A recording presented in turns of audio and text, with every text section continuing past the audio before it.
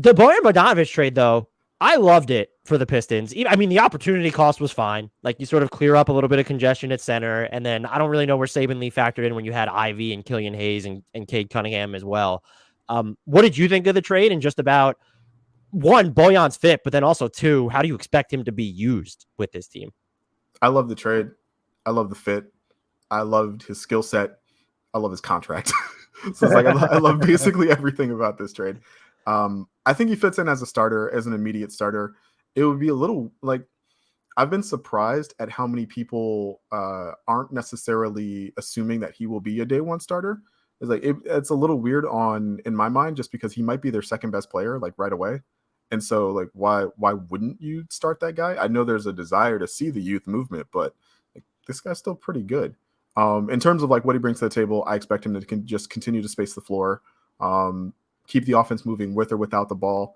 Bryce Simon, who does a lot of work for us at Detroit Bad Boys and is a great follow on Twitter and does a lot of YouTube content. He broke down what Bogdanovic brought to Utah last year, and there's a lot of stuff off screens. There's a lot of stuff off movement that's really an element the Pistons like didn't have at all last year. And to add something like that, in addition to like a guy who will shoot, high 30s, low 40s% from three, is really useful. I think he'll also be able to take like a little bit of playmaking, ball handling duties off of Cade's plate, but that's not something I think that that's not like why you brought him in, right? I think it's something he can do, but that's not what I think he'll be asked to do like all the time.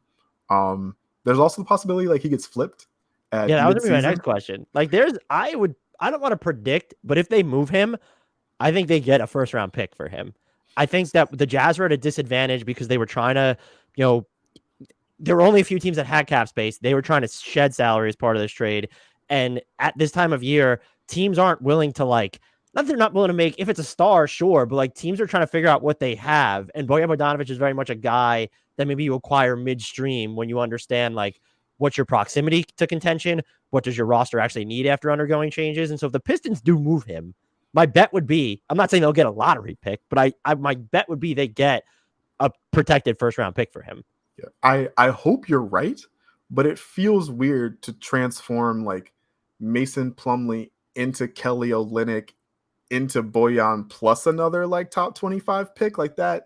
That daisy chain feels a little weird, but you could justify it as it is the only Plumlee left in the league. And so perhaps he's like, that's hot commodity. So we follow that trade tree to a first round pick. Makes sense. It does. But it's weird to me to expect to get like a top 25 pick for Bojan in the future when Utah wasn't able to extract a top 25 pick. And like, you're right, mid-season, my thinking was like, somebody gets injured, some playoff team needs reinforcements. And so like they think they're closer, like they think they'd be closer with Bojan. And so they're more willing to part with something like a future asset.